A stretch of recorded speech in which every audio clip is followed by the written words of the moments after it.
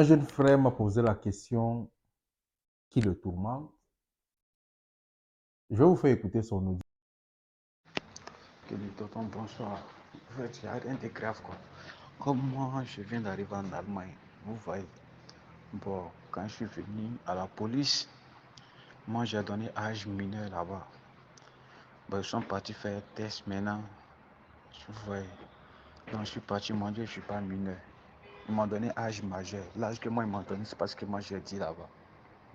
Donc moi maintenant ils m'ont envoyé à Karlsruhe pour venir faire une demande d'asile. Bon maintenant, ce que moi j'aimerais savoir. L'âge que les gens là m'ont donné, si ça ne va pas me créer un problème à la longue. Puis comment faire maintenant pour demander un peu l'asile? Parce que moi, il y a les discours que j'ai tenus là-bas avec mon âge mineur. Donc j'aimerais savoir, ce même discours-là, je dois répéter ici avec même âge mineur là, ou bien je fais comment? Je suis un peu confus, vous voyez, donc vous pouvez m'aider. Merci. Parce qu'il dit,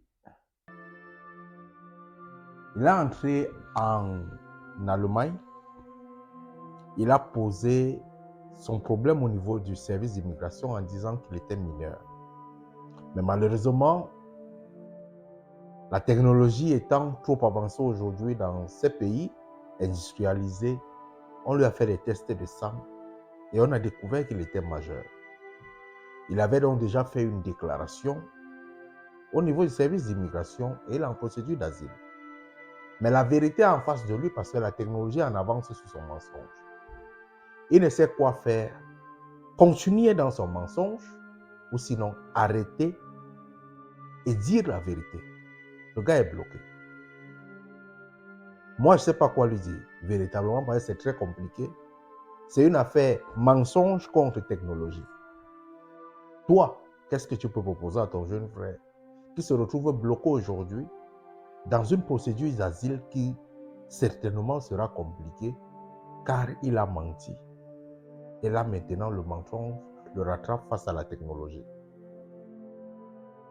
Moi, à sa place, je suis certain, ce qui me vient à l'esprit, c'est ce que je pense, mais les commentaires viendront dire le reste.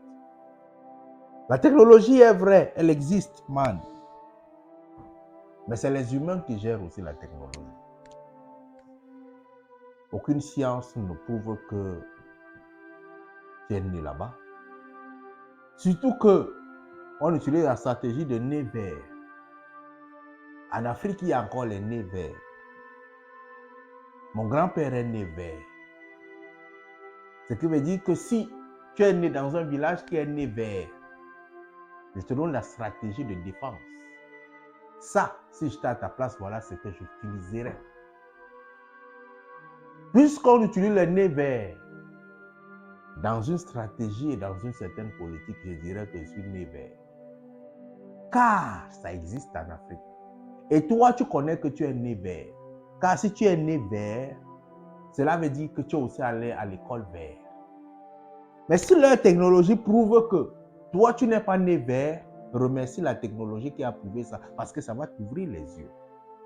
Je monte ma méthode de défense devant vous. Vous allez juger et vous allez me dire si je me défends bien. Parce que moi aussi maintenant, je me mets devant vous pour pouvoir montrer que je dois mettre mes capacités de mensonge en place. Le petit a été attrapé avec la technologie. Alors, devant monsieur le juge, je lui dis, monsieur le juge, il s'avère que votre technologie prouve que je serai né à telle période. Parce que mon âge, mes muscles prouvent que je suis né à telle période. Mais moi, l'établissement des actes de naissance dans mon beau village, d'où je sors, est tellement difficile que les gens peuvent faire 10 ans sans acte de naissance. Il y a des exemples de notre beau pays, le Cameroun aujourd'hui, où les gens déposent pour avoir la carte d'identité, ils font 6 ans pour avoir la carte d'identité. Ça vient de même avec les actes de naissance. Donc, étant donné que c'est tellement difficile, lorsque tu arrives derrière les autorités compétentes, on regarde tes muscles, on regarde ton visage. Notre pays n'est pas moderne. Ils ne sont pas avancés en technologie comme vous. Et on t'attribue un certain âge. Ma mère n'a pas été scolarisée. Dans un sens normal, lorsqu'on demande à nos grands-mères ou à nos mamans en Afrique. À quelle période as-tu pris la grossesse? Elle dit que c'est après les 2 saisons pluvieuses ou après une saison pluvieuse. Elles ne connaissent pas la date, elles ne connaissent pas les jours, elles connaissent les saisons. Elle va dire, c'était la saison pluvieuse passée que je suis tombée enceinte, je n'ai plus vu mes règles. Il y a de cela 3 lunes, je n'ai pas vu mes règles. Ma mère a dit, il y a de cela 3 lunes. Mais les 3 lunes n'étaient pas spécifiées. Ça pouvait être 3 lunes, il y a de cela 4 ans. Il y a de cela 5 ans. Alors on m'a attribué un certain âge. Donc moi, je connais que c'est mon âge. Si votre technologie dit le contraire, ok, merci à la technologie de m'avoir ouvert les yeux. Mais moi, originellement, j'ai tel âge, je suis mineur. Si votre technologie dit que je suis majeur, j'apprends. Et merci de me passer même aussi cette technologie parce que je vais transmettre à mon pays, l'Afrique. Voilà à peu près, Ce n'est pas une défense que je développe complètement parce que je n'ai pas réfléchi sur ça. C'est venu tout droit là maintenant. Comment est-ce que je peux assurer une certaine défense? Parce qu'en Afrique, nos grands-parents, jusqu'à l'heure actuelle, ils ont des dates de naissance nés verts. Nés verts. Si on n'a pas écrit né vert sur ma part, c'est parce que bon, c'est un pays qui est comme ça. Ils ont compris que j'étais né comme ça. Mais je suis né dans un très beau village, très éloigné, où pour pouvoir aller en ville, il faut prendre une voiture à 6 heures et voyager pendant 4 jours sur 25 kilomètres. C'est possible. Donc comprenez-moi, ma grand-mère m'ayant accouché sous un arbre,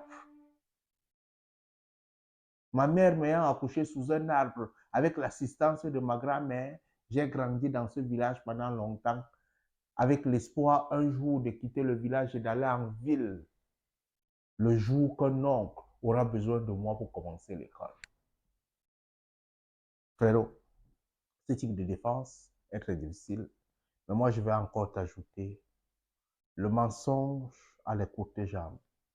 On finit toujours par nous attraper.